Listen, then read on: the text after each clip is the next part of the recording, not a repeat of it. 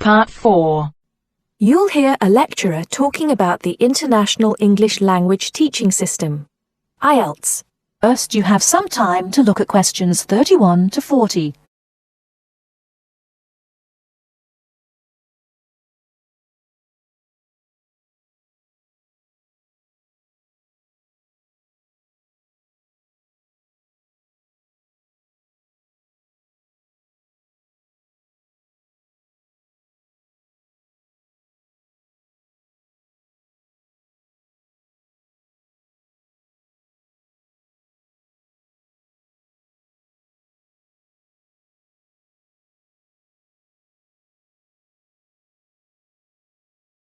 Now, listen carefully and answer questions 31 to 40.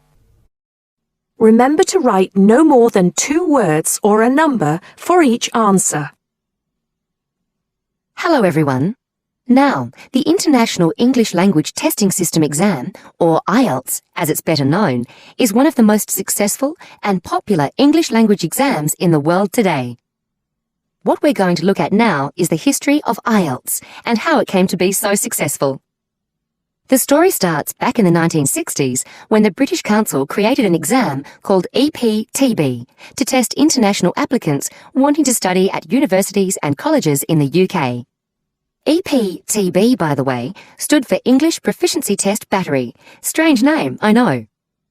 This exam mainly used multiple choice questions and by the end of the 1970s was considered a little old-fashioned. So, in 1980, it was replaced by ELTS, the English Language Testing Service. This new exam was much more modern in approach. It was much more communicative, for example, and was intended to reflect how language was used in the real world, particularly in the academic context of universities and colleges. However, during the 1980s, the number of candidates taking the test was quite low. For example, only 4,000 people took the test in 1981. It's true that this had risen to 10,000 by 1985, but if you compare that to the number of candidates who take IELTS each year these days, more than 1 million, you can see why they considered it to be quite small.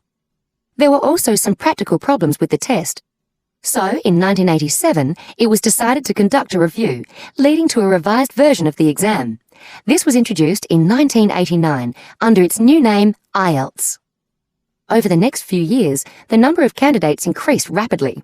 In 1995, there were over 43,000 candidates, and it was possible to take the test in any one of 210 test centres around the world.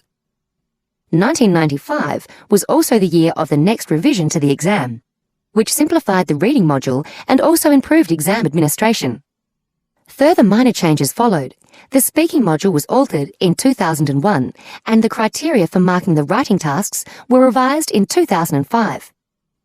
In the same year, a computerized version of the exam was offered at certain test centres.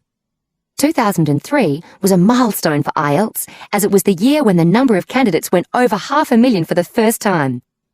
There's no doubt that today, with, as we said, a candidature more than double what it was back in 2003, IELTS is a major player in the highly competitive industry of English language examinations. That is the You now end of have Part half a 4. minute to check your answers.